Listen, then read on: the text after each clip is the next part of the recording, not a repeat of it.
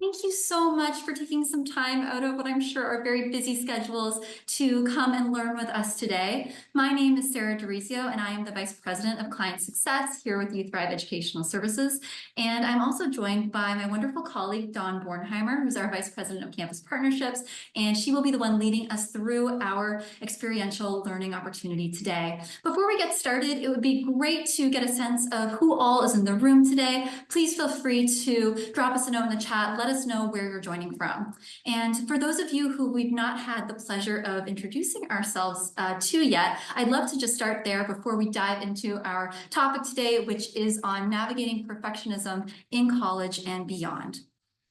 So just to share a little bit about our organization, our mission is very simple. We are here to ensure the mental and emotional well-being of every single college student. And we do this by taking a three-pronged approach. So there are a lot of different ways to support college student mental health, and we specifically focus on equipping college students with proactive mental and emotional wellness skills to help them deal with the normal trials and tribulations of college long before crisis occurs. Just like many of you, I'm sure, here today, we believe that supporting student mental health should not fall and cannot fall solely on the shoulders of a single department, the counseling department, which is why we work across a variety of different departments to take an integrated delivery to providing our solutions. And our goal is really to meet students in the spaces and places where they already are, to provide them these skills at multiple touch points throughout their college journey to demonstrate that we care about their well-being beyond academics. So we are able to get our solutions to students in three different ways. Firstly, we offer curriculum for courses that can be integrated into any courses, and that's really where the focus will be on today with our experiential learning opportunity. Dawn's going to walk us through one of our topic modules, perfectionism, as well as some associated materials. We also offer peer-led workshops and a self-directed online library for students to learn at their own pace and in their on their own time. And so with that, I will pass it over to Dawn. Thank you so much, Sarah, and thank you everyone for being here today. We're going to begin this learning lab with a brief poll. Sarah's going to pop the question up on the screen. So the response is simple, true or false. Perfectionism can also lead to problems with procrastination. So if you could take a moment to respond to the poll, I'm going to go ahead and talk a little bit more about the different methods that we use during an experiential learning lab. And so the goal of an experiential learning lab is to dive a little bit deeper into a key topic, to experience the concepts from the student perspective firsthand, to provide better understanding of how these materials and exercises can be proactively integrated into building college student mental and emotional wellness. So today's focus, as you heard, is going to be perfectionism, following the Lunch and Learn last week held by Itzel Hayward. And we're going to pull activities and exercises and reflections from the topic module, their associated materials, including that instructor manual, and to really give you a snapshot of what it looks like to integrate these activities with your students. And with that, let's dive in. So I often like to start our segments of the Learning Lab with a little bit of research and kind of what we know. And so when we take a look at perfectionism amongst college students, this is one of the things I came across. In a 2022 study of 16 to 25-year-olds, they found that 85.4% of participants identify as having perfectionistic traits as their primary focus on academic achievement. So thinking about that, identifying perfectionistic traits where primarily they're focused on those academic achievements and experience stress that affected their physical, mental wellness. So their well-being was impacted by that physical stress.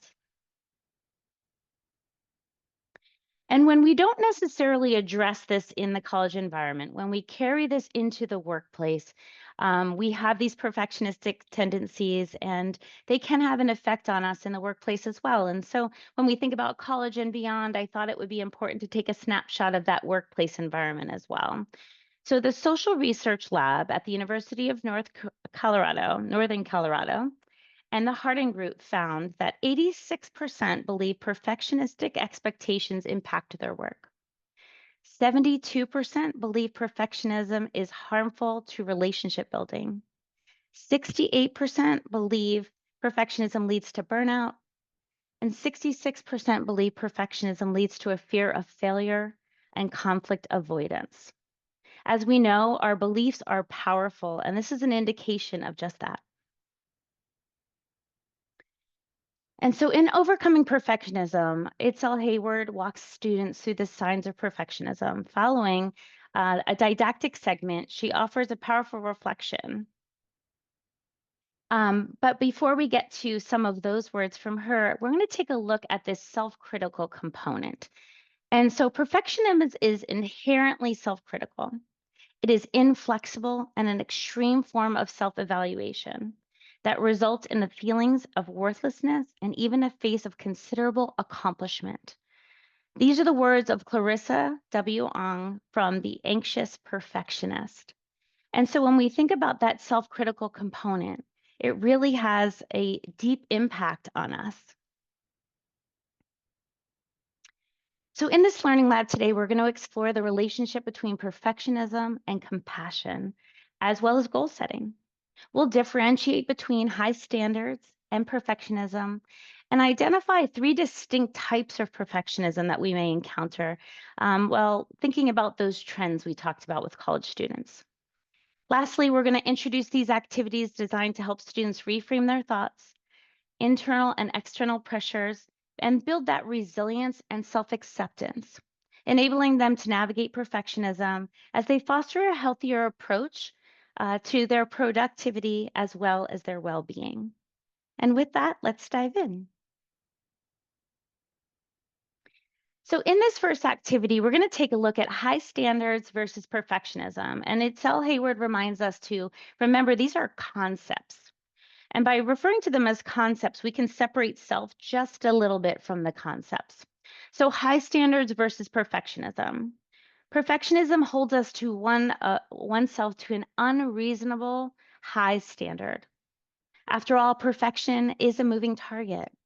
And so we can open up the possibility of what Itzel Hayward refers to as healthy striving, when we leave a little bit of room for progress and effort. So in this activity, you'll see some statements in column 1 and in column 2. So if we read the statements down in the first column, we're taking a look at these 4 statements. Wants to be perfect, no margin for error, takes fewer risks, failure leads to negative self-talk. So I'm going to invite you to use the chat for me for a moment and let me know what you think belongs as the header of column 1. And this is something you can do with your students as well. Do these statements, these phrases sound like signs of perfectionism or high standards? As we move to column 2, we can take a look at these statements. Wants to be successful. Errors or mistakes feel like learning moments. Risk is more acceptable. Failure is associated with disappointment. And we would invite the students, as I'm going to invite you now to using the chat, to put the label on the top of column 2. And so when we think about the distinction and difference here, we recognize the importance of helping students understand just that, as they can continue to have standards and high standards at that when they're setting goals, but we want them to be mindful of the tipping point, which leads to that perfectionism. And so after having you all respond, thank you so much for engaging in the chat. We would reveal the results to the students as we're revealing them to you now. So we ask ourselves, which of these leaves space for growth and learning? We want students to learn to be mindful of the impact that these concepts can have on their self-worth. And this plays a crucial role in where self-compassion comes in. If you look at alternative ways to use this material, you could ask the students, you could set up the table and have the 2 headers and ask them to place the statements underneath. There's a lot of different ways you can use this activity, but it's an invitation to really draw a distinction and help open up a dialogue around the difference. So after we've made the distinction between those 2 concepts, the next activity we have for you is focusing on 3 types of perfectionism: self-oriented, other-oriented, and socially oriented. So let's take these one by one. Self-oriented perfectionism is having those unrealistic expectations of oneself, being hard on yourself when you don't meet those expectations. This is an internal pressure. It may sound like I have trouble relaxing until my work is perfect. Other oriented perfectionism is having unrealistic expectations of others, holding them to a perfect standard, and being hard on others when they don't meet those expectations.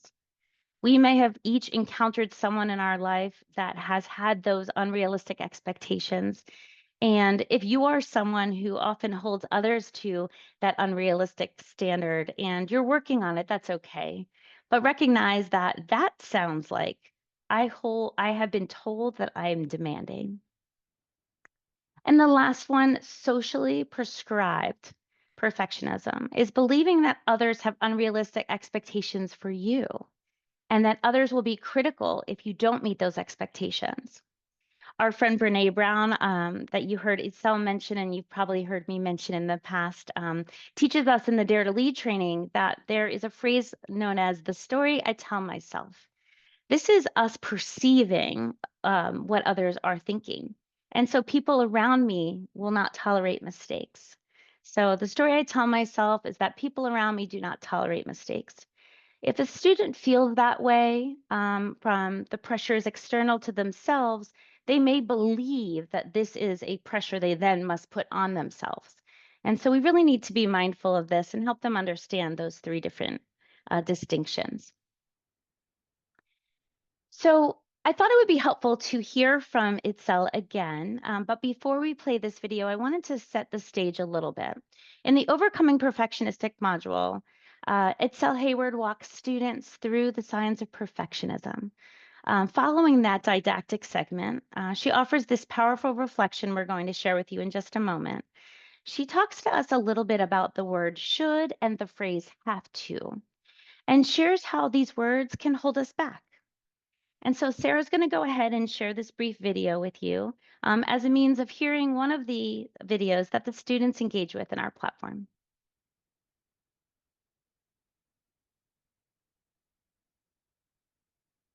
And what fuels perfectionism, what fuels this shame and guilt, is often the way we speak to ourselves.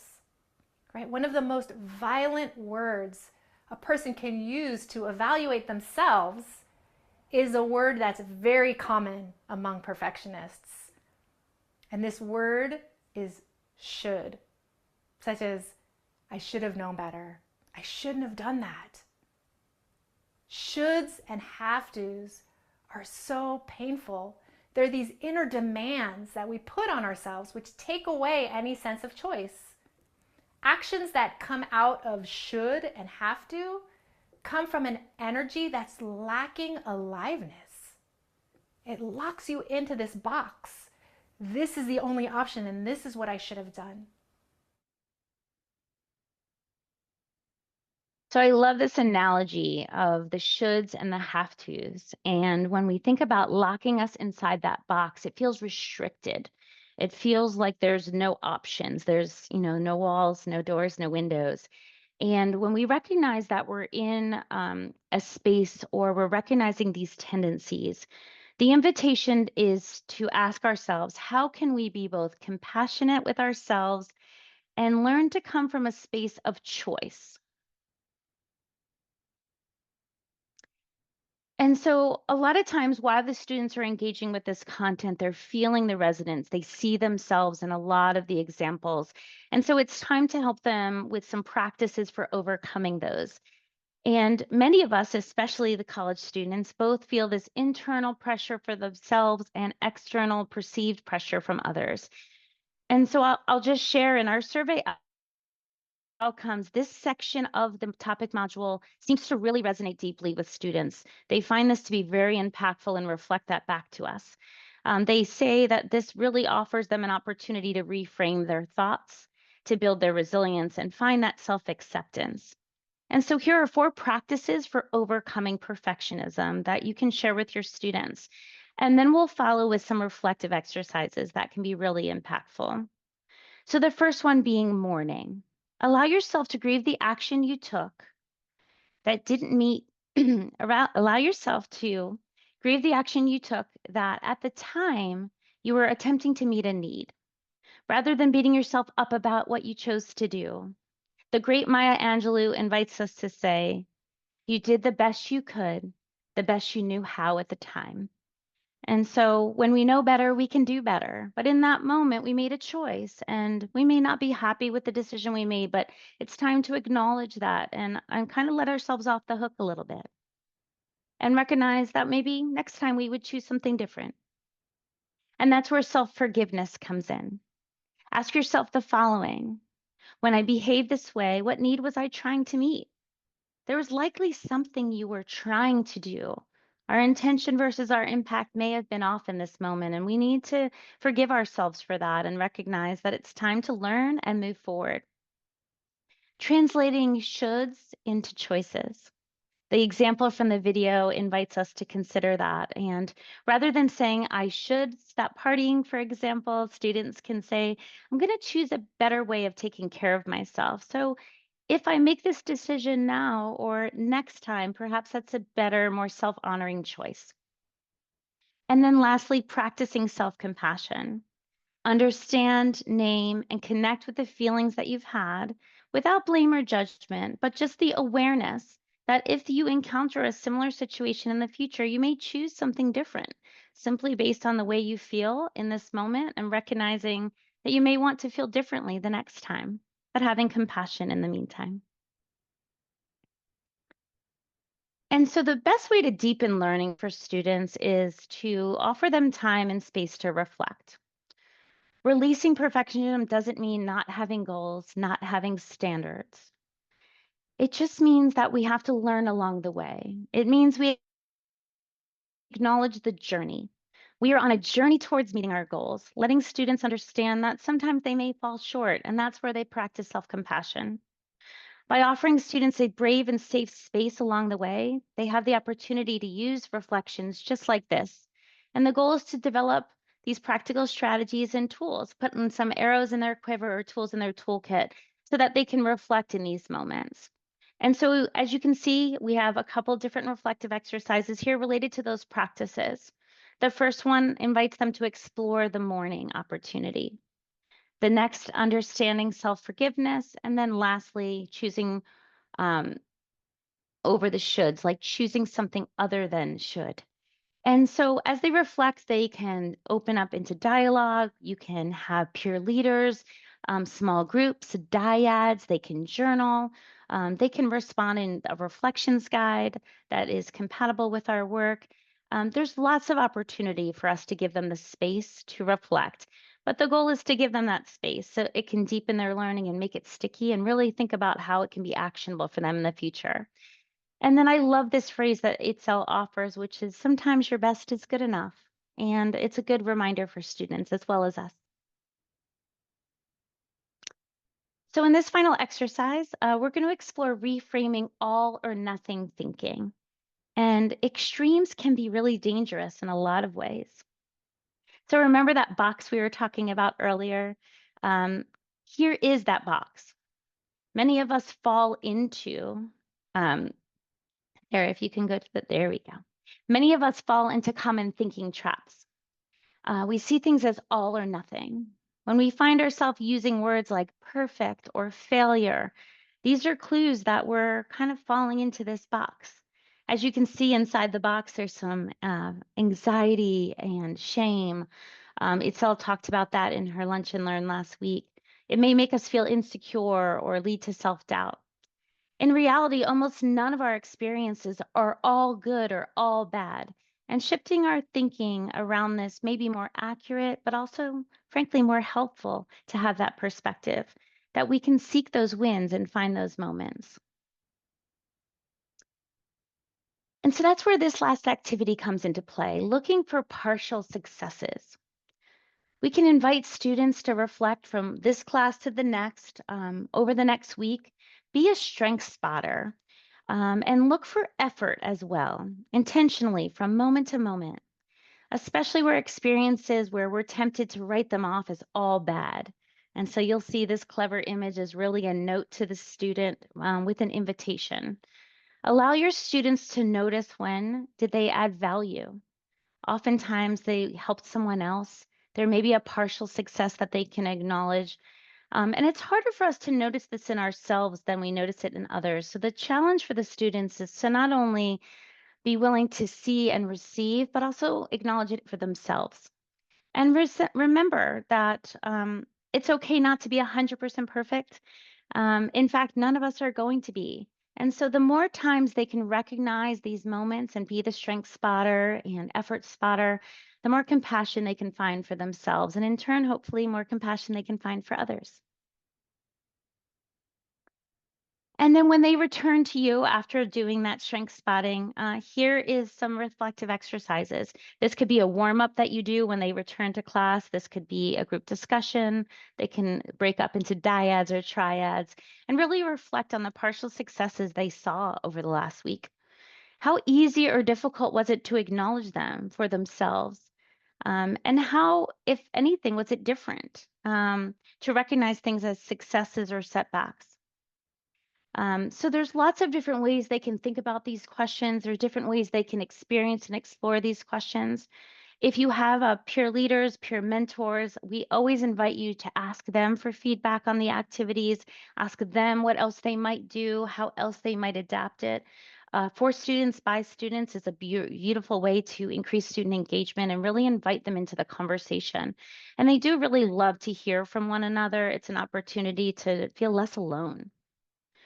So, how can we remind ourselves of this in the future is a really great way to close out this reflection and really create that master list for the ways in which we tackle this in the future. And with that, I would love to just briefly reveal the poll results for the poll you guys answered for us earlier in the session. So we were talking a little bit about perfectionism and whether or not it leads to problems with procrastination. And it looks like 100% of you all believed, yes, it actually can. And this is very true. This is something the students learned from Itzel Hayward. This is something I think we all may have learned along the way. But sometimes we procrastinate, or you may recognize that your students are procrastinating or demonstrating some avoidance behaviors for fear of failure, for fear of not getting it right. Not wanting to do something wrong may cause decision paralysis. And so next month, we're actually going to focus on the topic of failure and really weave the thread through. But we wanted to acknowledge this because you may not necessarily see signs of perfectionism specifically, but those underpinnings of some of those other characteristics are clues for us as we work with our students. And with that, I'd love to chat a little bit about what you all are doing and what you are seeing as it relates to perfectionism in your students. What strategies have you found to be supportive? What signs are you recognizing? If you all would be so kind to engage in the chat and share some of those ideas, I would love to read a few of those out to all of you and share those because I recognize that you guys are closest to students each and every day and you're working to help them overcome some of these everyday challenges that they're experiencing. And so as we focus on a proactive approach, we also recognize that you are as well really meeting the moment. And so I would love to just hear from you for the next couple of minutes. I see someone commented, thank you, Mary, appropriate role modeling and vulnerability as their professor. Yes, really modeling what it looks like to acknowledge that we're not always perfect. We may trip over our words, we may stumble, we may not show up fully as we had hoped. Intention versus impact, and being willing to circle back if you recognize that you kind of missed the mark. All of that type of vulnerability really offers the space for students to understand that it's a human characteristic and we can all do better. Challenge thoughts supportively with facts. Yes, thank you so much. There's some really great ideas coming, and I always appreciate listening to all of you. So thank you so much. Please feel free to keep typing in the chat. I'm just going to move us along as we only have a few more moments.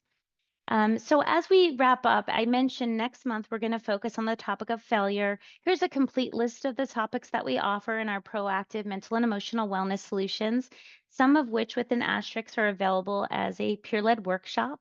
Love to offer you the opportunity to learn more about that. Oh, and another comment in the chat I want to circle back to real quick. So Jen is sharing working with program directors and faculty, especially in the graduate programs, to not hold perfectionistic standards for their program. Yeah, so really being mindful of the standards we're setting for the students, but also how they're receiving what we're asking of them. And of course, this is a snapshot of our events for next month. And so as you may have experienced, we do a lunch and learn early part of the month and follow with an experiential learning lab. So in the month of November, we will have 2 events, both focused on failure. The first one is with one of our key contributors, Dr. Tim Urban, and the second will be the Experiential Learning Lab here with me, focused on the topic of failure and those associated resources. It's certainly something that we want to make sure we draw attention to. And a lot of the survey outcomes from Lunch and Learns is we want practical strategies to use with our students. And so if you join our Lunch and Learns, please also take a look at joining these experiential learning labs to learn those skills, strategies, and activities. Jen, thank you so much for your engagement, convincing programs that to have more grace for their students is important. And we recognize that we have the opportunity to continue to remind one another when we are not serving the students at the highest level, or there are small things we can change in our behavior that can make a big difference in how the students receive us and how they persevere. And with that, we are wrapping up for today. So thank you all so much for joining. We will stay on until the bottom of the hour. We'll be here for a few more moments and recognize that we love to hear from you. Here is a QR code where you can schedule a meeting, but we also would love to hear from you. As you log off, you'll receive a survey. Please take a few moments to share your experience, things that you would love to hear from us, things that you're enjoying about these sessions. And we're so grateful for your time and your attention today and your engagement. And with that, I'm going to drop my camera, but I'll be here. If you have any questions, feel free to pop them in the chat.